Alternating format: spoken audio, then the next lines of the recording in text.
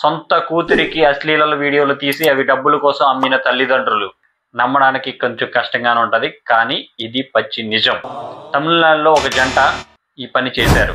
తన సొంత కూతురిని అసభ్యకరంగా వీడియోలు తీసి ఆ వీడియోల్ని పోర్న్ సైట్స్కి డబ్బుల కోసం విక్రయించారు. సో ఇది ఎలా బయటపడిందంటే, సెల్ రిపేర్ అవడంతో ఆ సెల్ రిపేర్ కోసం అని సెల్ షాప్లో ఇస్తే అనుకోకుండా ఈ వీడియోలన్నీ చేయడంతో పోలీసులకు ఇన్ఫర్మేషన్ ఇవ్వడం వల్ల పోలీసులు ఎంక్వైరీ చేస్తే అసలు నిజాలు బయటపడినాయి. వాళ్ళ సొంత కూతురునే కాదు, కూతురు యొక్క స్నేహితులతో కూడా ఈ వీడియోలు చేయించారు వాళ్ళు.